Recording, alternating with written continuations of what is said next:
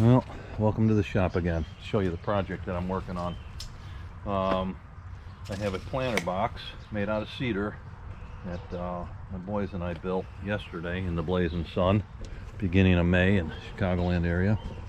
But anyway, I used 8-foot 2x6s, and the only reason I went with 2x6s, they were a little more pricey. They didn't have any decking boards in stock. They were all out, so I bumped up to just 2x6s. I used 2 of them, one on top of each other. Get you 11 inches tall, 8 feet long, 24 inches from the outside edges. What we got on the inside? 21. I put a center brace in there, so over time this thing would not bow out, right? So I'm figuring this will give me some strength in here to do it that way. What we did, let me show you how we connected all this together. No, I used box joints on the ends. Let's see if I can zoom in this thing. I don't know how to do that.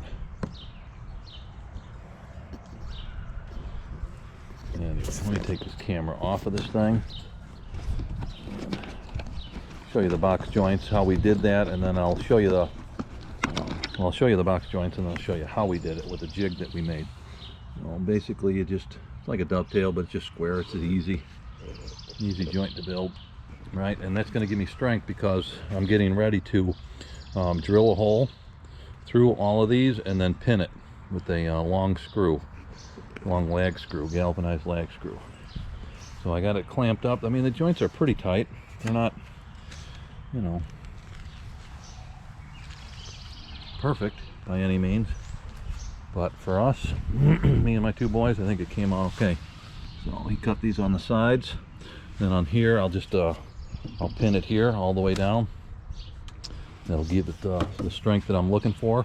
And then to join the 2 boards together in the middle here, if you were to flip it over, we cut a groove, right? And then we used a spline to connect the 2, like about 1.25 inch spline. I think I went 5/8 deep with the groove on both boards here, and then 1.25 inch and 3/8 spline that sits in here, so that'll keep them connected. I'm not using any glue on this.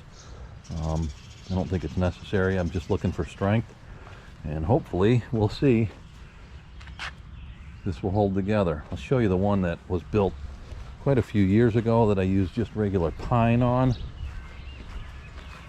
and I just butted the joints together. I didn't want any, or the wife and I didn't want any pressure treated wood in any of our garden stuff, but the joints, they were just screwed together. They just blew out. So this thing is getting replaced with the cedar box. So we'll rip all that out this week or next weekend and then replace it. I bought this metal thing thinking I wanted to use that instead off of where, and it's just, I don't know. I think it's going to fail over time. Although it is pretty strong, but it's going to rust, it's going to fail. I'm not real happy with it, so that thing's going somewhere else.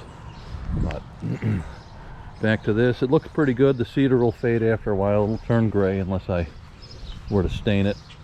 Haven't found any clear coat that ever lasts on any outdoor furniture. But I got a good stain that I use for outdoor furniture that lasts quite a long time. But anyway, don't know if we're doing that. But the joints don't look too bad on the inside. There's a little bit of here and there's, but I think it's going to work. So, and I think it'll last, more importantly. I'll show you how I make these joints. Give me a second to get set up here.